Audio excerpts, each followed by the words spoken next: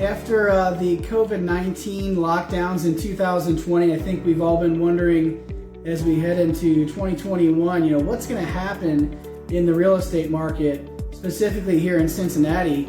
And we're starting to see what's happening, and it's actually a huge shift in the market, and it's going to affect buyers and sellers, and it's already in effect right now. So in a couple minutes, I'm going to share with you what that huge shift is and what you need to do if you're planning to buy, sell, or if you're buying and selling at the same time, regardless of what you're doing with your move. You're going to learn here in a couple minutes what you need to do to take advantage of or to navigate the current market conditions that are very difficult and are very different than what you may have experienced in the past, even recently. I can tell you from personal experience on the front lines working with buyers and sellers, there are more buyers shopping for a house right now than we've ever seen before. I've been doing this for 7 years. It's crazier than I've ever seen. I've talked to colleagues that have been doing this for 30 years. They've never seen anything like it. Now, we've been hearing that the market's crazy and they've never seen anything like it, but that's really been in terms of inventory. We've seen inventory increase from the beginning of this year from less than 2 months to now it's over 2.5 months. So we would think that would relieve some of that pressure. But what we're not accounting for in the seller data that we get from the MLS is buyer data. And so we're experiencing the fact that there's so many more buyers on the market right now than there were last year. And it does make common sense if you think about it. So last year, if you were thinking about moving and then the COVID pandemic hits, unless you absolutely have to move, you're probably not going to do anything. You're not going to go shopping for a house with a mask on or worry about getting the virus when there's no vaccine or something like that. There's no reason to risk all of that trouble, or even if you're worried about your health, you don't need to worry about that and shop for a home when you're in the middle of a pandemic. So it makes sense that many people weren't shopping then. And then as they progress throughout the year and they're working from home and their kids are taking school at home, that they're becoming more and more uncomfortable in their home. They're looking at all the flaws in the home. They're thinking about different updates they can make. They're wanting more space because their kids are doing school from home and they're working from home. They may need a whole other room or maybe more than one to accommodate their changing needs. So plenty of people have been thinking about moving and have actually been encouraged to move because of being locked down in their homes for most of 2020 due to the COVID-19 pandemic. And now that people are getting vaccinated, people are feeling more comfortable to get out in the marketplace, we're seeing a flood of buyers.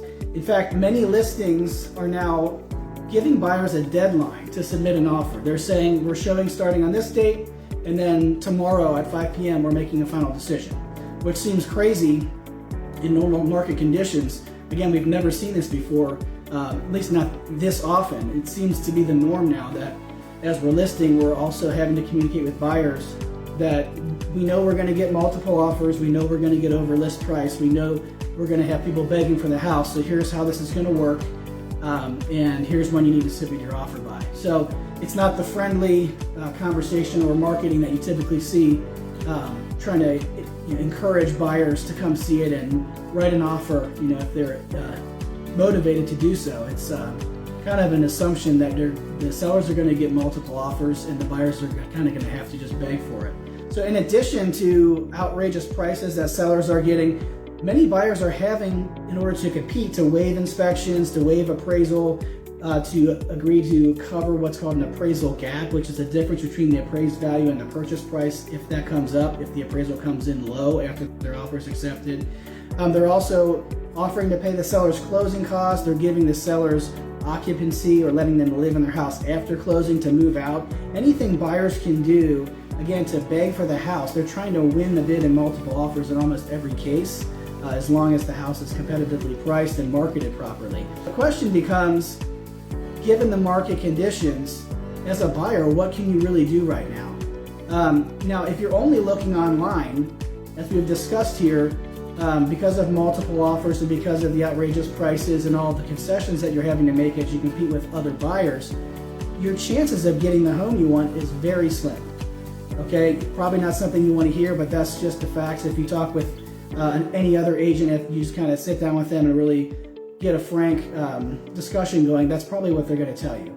It's very difficult. It doesn't mean it's not possible. No one's going to give up, but it's very slim, your chances of getting the house you want. And if you do get the house you want, in order to actually win the bid, you're probably going to have to overpay for it, or at least feel like you're paying over market value for it. Of course, I'm a firm believer in the free market, so whatever someone's willing to pay is what it's worth. But it does really feel like homes are overvalued right now because of the huge flood of buyers to the marketplace. So what buyers need to start doing, if they haven't already, is to look for opportunities for homes that are off the market. Okay, so believe it or not, there are homeowners who will be willing to sell if they can get a fair price for their home and if they can find their next house to move to.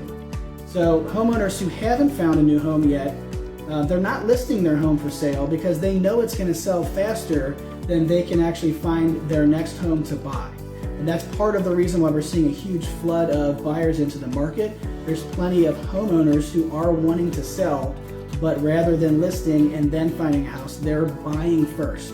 And also first-time buyers who have been renting this past year and been thinking about moving, they're entering the market as buyers too. So we have both sides of it, and everybody who's even owns a home, whether you're moving up into a bigger house or moving down to a smaller house, everybody's trying to buy first, and that's why there's so many buyers right now. So there are a lot of buyers that are also homeowners that want to sell, so there is plenty of inventory that's off the market. But buyers just need to find that inventory, to find matches, homes that may work for them. But the question, of course, is how the heck do we do that, right? We're trying to focus on managing everything online. How do we even begin to find off-market properties? So what I've done is I've started to help my buyer clients to find off-market homes. What they do is they give me their wish list. The more specific, the better. So the number of beds and baths and garage, basement preference, finishes that you like, floor plan preference, the lot you're looking for. Most importantly, try to narrow down your location, whether that's a certain commute from work or it's a certain suburb that you like, or it could be in a specific school district. The more specific, the better chances we have of actually finding what you're looking for. But what I do is I take that wish list from my buyer clients and I advertise to local homeowners. And I tell them, just frankly, we have a pre-approved buyer. Here's their first names. I won't give last names for confidentiality, but we tell them who their first names are. If my clients want to include a picture, we can do that too. Anything we can do to make sure the homeowner knows this is not a scam, this is a real thing. We have real people that are looking in your area for your type of home, and they're pre-approved and they're ready to pay full market value. They've seen everything on the MLS and online. There's nothing for them to buy. They can't win in a multiple offer situation. Here's what they're looking for. So if you have a home like this and you're thinking about selling, please let me know, and we might be able to work something out where you can sell off market instead of list. So that's kind of the pitch that we give them on behalf of my buyer clients. And when homeowners do respond and say, hey, I might be interested in selling, I'm not sure, what I do is I speak with them, we talk about their home and the features, and try to match up the features that they have with some of the features that my buyers are looking for. And if we do find a match, then we do a traditional showing like we would if they were on the market. But of course, this time, my buyers are the only ones who know that this home might be for sale. It's not even for sale, it's not on the market. So there are literally 0 people that they're competing with. So that puts them at a huge advantage. It prevents them from having to overpay or beg for the house in a multiple offer situation. Essentially, they're getting pre-market access to unlisted homes. So if you are trying to buy a house right now and you're getting frustrated with how difficult it is, you're not the only one. Finding off-market properties may be the only logical solution to your problem. That doesn't mean it's easy to do. It's very difficult to market to homeowners and to convince them that this is a real thing and not a scam, and to help them understand why you're looking for a house this way, and to convince them that you are willing to pay full market value, and here's why. So it's a difficult thing to do. It's very expensive, both financial investment and time investment. So it's no secret that most people who are searching for a home can't afford the time or the money to advertise for this. So that's why I've started to do that for my clients. And it is a difficult process even for me to do, but I do have the tools and I do have the resources, the time and the money to devote to that for a select few clients. Of course, I can't afford to do this for everybody. It's impossible to do that.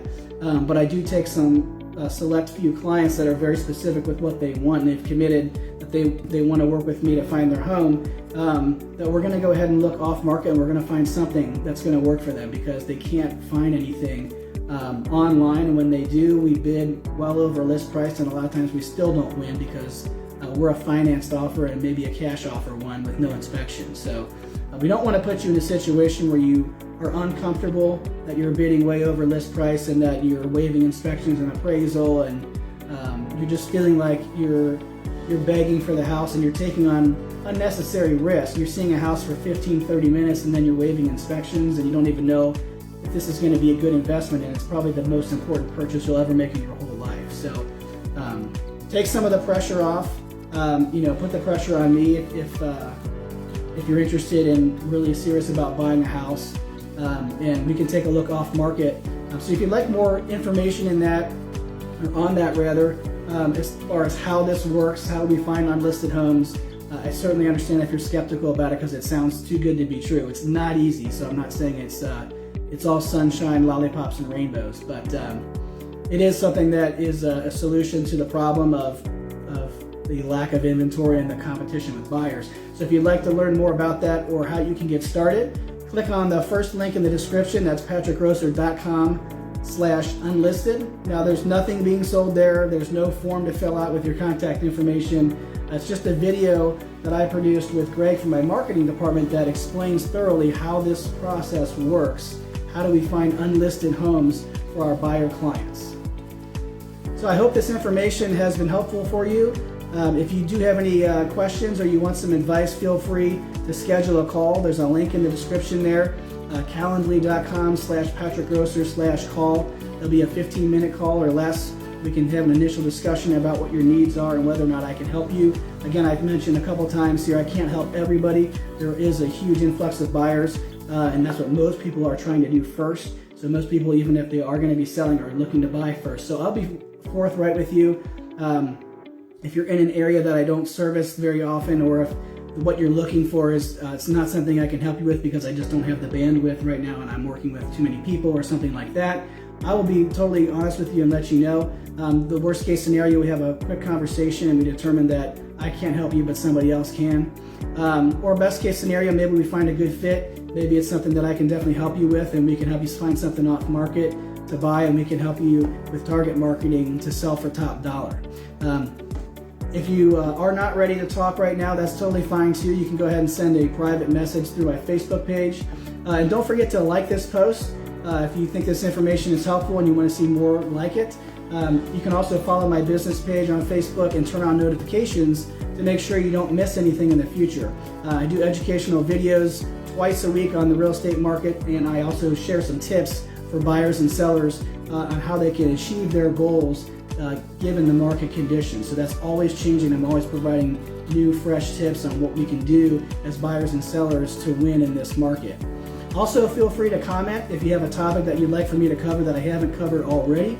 I take those into account and I try to get those done in the future too. And also, you can subscribe to my YouTube channel if you'd like to see all the videos at once and really get educated on the market and on some of these tips on how you can achieve your goals right now in the real estate market. You can also turn on notifications there so you get notifications of new videos that are coming out as well. I did provide the fourth link there in the description is a link to my YouTube channel, so that's easy to find as well. Thanks for watching, guys, and I'll see you next time.